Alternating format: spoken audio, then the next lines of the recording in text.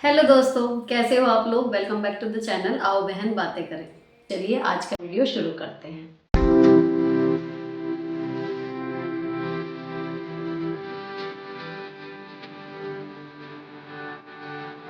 एक कमेंट आया था कि आप इतनी समझदार हैं, आपकी माँ तो कितनी प्यारी होंगी डियर। नहीं, ऐसा नहीं था।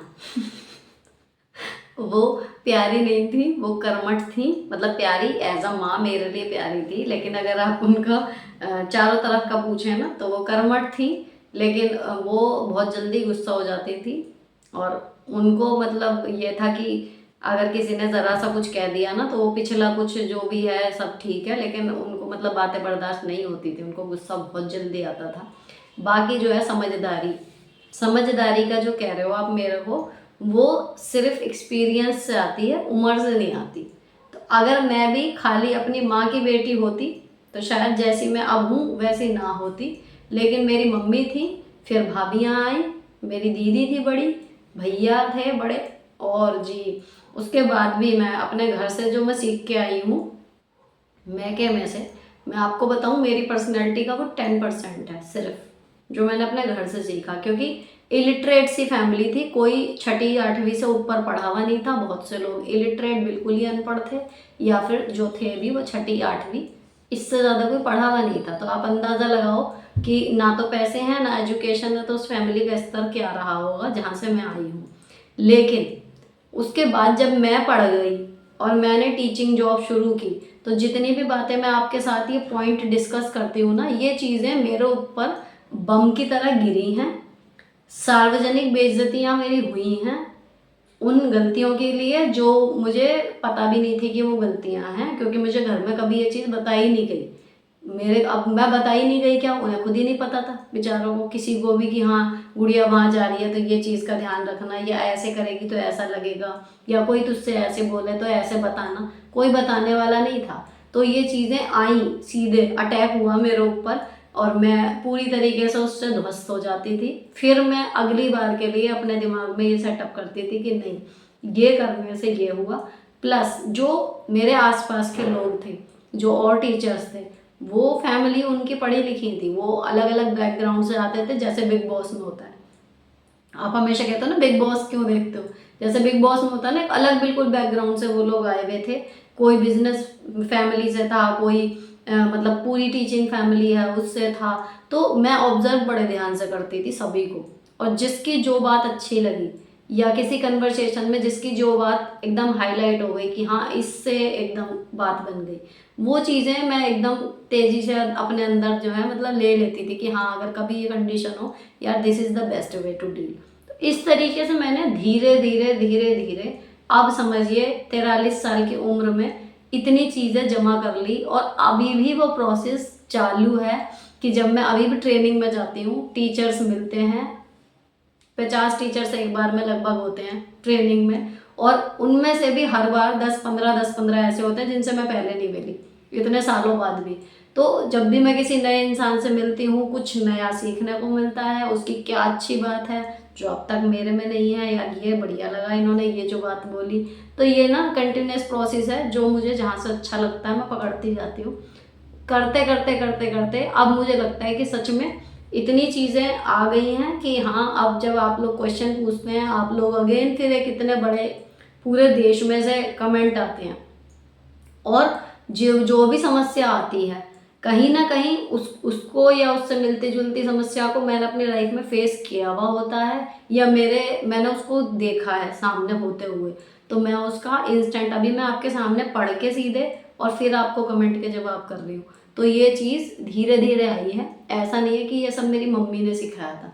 मेरी मम्मी का मैंने आपको बता दिया कि जस्ट 10% है, या जो मेरे अंदर है कि एक मेहनत करने की, अपनी बनाने की, कि मैं भी कुछ हूँ, मतलब मैं भीड़ में खोना नहीं चाहती।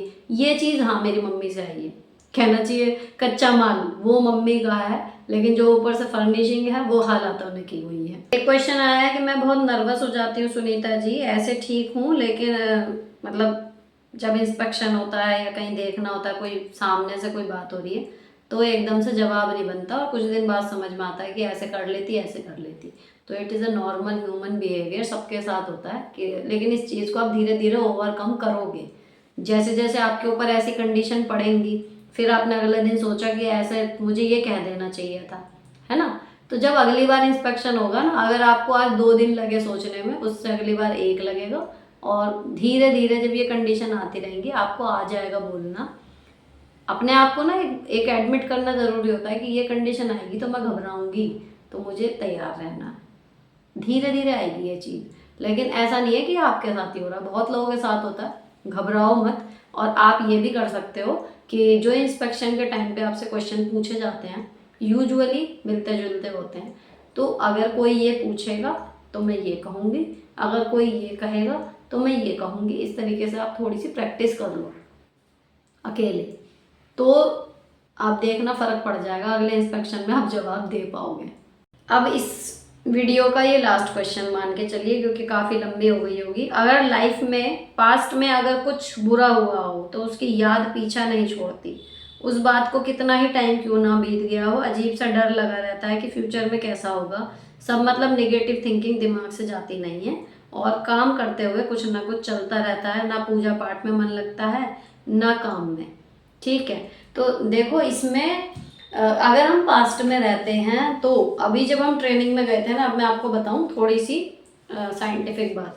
जब हम ट्रेनिंग में गए थे अभी पिछली वाली, उसमें बीच में नाड़ी संस्थान से और योग और मेडिटेशन की संस्था से जुड़े हुए 2 सर आए थे वहाँ पर।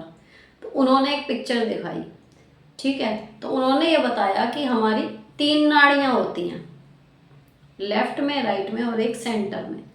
तो अगर हम लेफ्ट वाली, शायद उन्होंने बताई थी पास्ट के लिए, अगर हम पास्ट में रहते हैं तो हमारी लेफ्ट वाली जो नाड़ी है वो सक्रिय रहती है और हम एंजाइटी फील करते हैं, डिप्रेशन फील करते हैं। और अगर हम ये वाली सीधे हाथ वाली में भी मैं कंफ्यूज हो रही हूँ कि इधर, तो कुल मिला के एक तरफ वाली में हम पास्ट में रहते हैं तो भी हम परेशान रहते हैं, एंजाइटी और डिप्रेशन होता है। और अगर हम दूसरी वाली जो थी वो फ्यूचर से जुड़ी हुई थी, तो अगर हम फ्यूचर के बारे में ज़्यादा सोचते हैं तो भी हमें बॉडी पेन, और जी उसमें भी यही था कि हृदय रोग, इस तरीके की चीज़ें होती हैं। अब हमें रहना कहाँ है, जो बीच वाली नाड़ी थी उसको वो बता रहे थे कि यहाँ से सीधी जाके और यहाँ चक्र से रिलेटेड होके वो फिर सीधे परम सत्ता से आपकी ज्वाइन हो जाती है, अगर आपकी वो नाड़ी सक्रिय होती है। आई होप कि आप समझ पा रहे हो। मतलब 3 नाड़ियां हैं, एक पास्ट की एक फ्यूचर की है, मुझे साइड में कंफ्यूजन है कौन सी है, एक ही बार सुना है क्योंकि, लेकिन जो बीच वाली है उसका मुझे रट गया कि वो प्रेजेंट में अगर आप रहते हो, प्रेजेंट में अगर आप जीते हो तो वो एक्टिव रहती है। और जब, अब यहाँ है मेन बात, जब वो एक्टिव होती है तो आपका सीधा कनेक्शन परम सत्ता से होता है, आपकी कार्यक्षमता कई गुना बढ़ जाती है, ये उन्होंने बताया। एंड आई वॉज लाइक कि अच्छा ये बात है, इसलिए जो है मैं इतने काम कर पाती हूँ, क्योंकि मैं इतने बिजी हूँ ना, तो मुझे ज़्यादा पास्ट के बारे में सोचने का मौका मिलता है, और फ्यूचर तो आप भूल ही जाओ। ठीक है, तो ये सिस्टम आपको समझाने का जो लॉजिक था वो सिर्फ ये है कि आप प्रेजेंट में रहिए। जो पास्ट में हुई है ना चीज़ें, आप उन्हें बदल नहीं सकते, और जो फ्यूचर में होने वाली हैं वो आपके हाथ में नहीं है। जितना मैंने माइथोलॉजी पढ़ी है, जितना मैंने भगवान को समझा और जाना है, तो फ्यूचर वो भी नहीं बदल सकते। जिसके कर्म के हिसाब से जो विधान लिख दिया वो होगा। तो जिस चीज़ को हम बदल ही नहीं सकते, सिर्फ एक गेम है, कंडीशन हमारे सामने आ रही हैं और हमें उसमें परफॉर्म करना है। सारी चीज़ें यही है कि how we perform, how we handle our situation, इतना ही है लाइफ का सार। तो फिर जब हम कुछ बदल ही नहीं सकते, ना पिछला ना अगला, तो जो प्रेजेंट है वो आपके पास है, जो आप निर्णय ले रहे हो वो आपके आगे का फ्यूचर जो है वो उसके हिसाब से डिसाइडेड होगा। और जी अगर आप मतलब नेगेटिव, अब देखो नेगेटिव मैं आपको गलत नहीं बता रही। सपोज करो जैसे मैं स्कूटी जब चलाती थी, ठीक है, एक्सीडेंट हुआ, छोड़ दी, है ना, लेकिन वो छोड़ी सोच समझ के, क्योंकि हर बार जो चोट लग रही थी, 1-2 बार जो हुआ उसकी डेंसिटी बढ़ रही थी, दिमाग लगा के छोड़ी थी कि ठीक है, अगर मतलब मेरा स्वस्थ रहना, मेरा शरीर चलता रहे वो ज़्यादा ज़रूरी है बजाय अपनी सवारी के। तो मैंने ये सोच समझ के डिसीजन लिया। लेकिन अभी भी अगर कोई ड्राइविंग या मैं पीछे बैठ के भी जाती हूँ स्कूटी पे, तो वो डर मुझे लगता है। तो आप अपने पुराने एक्सपीरियंस को बिल्कुल भूल नहीं सकते, आई एग्री, लेकिन उनकी वजह से आपका फ्यूचर और आपका प्रेजेंट मोस्ट इम्पॉर्टेंट वो डिस्टर्ब हो रहा है। तो आपको उसको थोड़ा कम करना पड़ेगा कि हाँ ऐसा हुआ था, इसकी वजह से मैं आगे ये चीज़ नहीं करूँगी। लेकिन आप कुछ भी ना करो कि आपका पूजा में भी मन नहीं लग रहा, क्यों नहीं लग रहा, जो बुरा हुआ हो गया, अब जो है उसे सुधारो। ठीक है ना, किसी काम में मन नहीं लग रहा, पुरानी बातें याद कर रहे हो, तो आप खुद सोच के देखो, ये बिल्कुल निरर्थक है। जो हो गया वो हो गया, वो चला गया। अब आप उसको बार बार रीलिव क्यों कर रहे हो? आप उसको छोड़ दो और जस्ट एक बार अपने आप को झिंझोड़ के जगाओ और देखो कि प्रेजेंट में क्या है।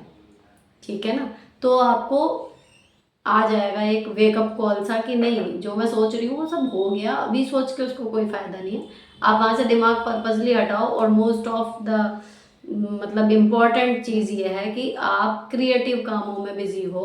केवल घर के कामों में बिजी रहने से आपका दिमाग व्यस्त नहीं रहता। आपका दिमाग जो है वो एक मशीनरी की तरह जो है वो, आपका बॉडी चलती रहेगी लेकिन आपका दिमाग कहीं और थॉट करता रहेगा। ये होता है घर के काम में, मैंने देखा है। लेकिन अगर आप उस घर के काम में कुछ क्रिएटिविटी ऐड कर दो, सपोज कीजिए किसी एरिया का मेक ओवर कर दिया, या किसी चीज़ की जगह बदलने में लग गए, या रोज़ के खाने से कुछ अलग बनाने में लग गए, या कोई DIY कर लिया, मतलब कुछ क्रिएटिव, तब आपका दिमाग उसमें इन्वॉल्व होगा। जब आपका ध्यान हट जाएगा तो आप कुछ क्रिएटिव चीज़ों में अपनी एनर्जी इन्वेस्ट करना शुरू करो। धीरे धीरे चीज़ें बदल जाएंगी और जो पुरानी चीज़ आपके ऊपर हावी होती जा रही है ना, वो हट जाएंगी। होगा ये, तो करके देखना। देखो आप क्रिएटिविटी में क्या कर सकते हो। मतलब वीडियोस में कुछ कर सकते हो, या कुछ ठोस बना सकते हो, क्राफ्ट में कुछ भी, मतलब क्रिएट करो जो वो आपके हाथ में आए रिजल्ट कि हाँ ये चीज़ ऐसी थी अब ऐसी हो गई। कहने का मतलब ये, इस तरीके का कुछ क्रिएट करने की कोशिश करो, तो आपकी जो एनर्जी है ना वो डाइवर्ट हो जाएगी। भूल जाओगे आप उन चीज़ों को, और बिल्कुल नहीं भी भूलोगे तो इतना हो जाएगा कि वो आपके प्रेजेंट और फ्यूचर पे असर नहीं डालेंगी, जस्ट एक मेमोरी की तरह रहेंगी कि हाँ ठीक है ऐसा हुआ था। ठीक है ना, तो ये ट्राई करके देखना आप। वर्क प्लेस से रिलेटेड एक क्वेश्चन और था इसी तरीके का कि वो ऑफिस पॉलिटिक्स है, ट्रांसफ़र ले नहीं सकती, लेकिन ये था कि वो बाकी सब लोकल हैं और ये दूर से जाती हैं, इनके ऊपर माँ बाप की भी जिम्मेदारी है, और 14 CL में इनका काम नहीं चलता। CCL वगैरह लेती हैं तो उस पर भी क्वेश्चन होते हैं। तो देखो ये ना नॉर्मल सा ह्यूमन नेचर है। अगर हम छुट्टी नहीं ले रहे हैं, सामने वाला लिए जा रहा है, तो पेट में दर्द होगा।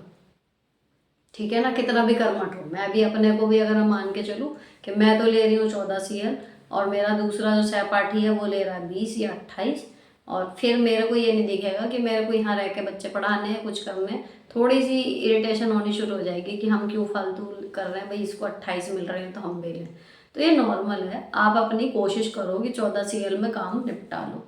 अब इस पे मैं आपको बताऊं, शायद आपको सुन के ये चीज़ लगे कि प्रैक्टिकल नहीं है, लेकिन CL का हिसाब ऐसा है कि जहाँ एडजस्ट होने लगती हैं, आपकी 14 क्या, आपको 24 क्या, 30 CL भी साल में लगेगा कि कम है। घर वाले और फैमिली उसी हिसाब से आपके ऊपर जिम्मेदारियां डालते रहते हैं। एक बार जब आप ले लोगे कि भैया 14 ही CL लेनी है, 14 की 14.5 भी नहीं करनी, तो फिर घर वाले और फैमिली उस हिसाब से हो जाते हैं। तो ये आपकी लाइफ है, जॉब के हिसाब से अपनी फैमिली, अपने शेड्यूल को एडजस्ट करना सीखिए। जब आप किसी को कहने का मौका नहीं देंगी तो कोई क्या कहेगा। CCL है, अब किसी को लग रहा है क्यों ले रही है, वो आपका अधिकार है, आपकी छुट्टी है, आप लीजिए, नियम है जो सही है वो करिए। लेकिन जब आप किसी से फेवर एक्सपेक्ट करते हो तो कभी वो आता है, कभी नहीं आता, इट्स नॉर्मल।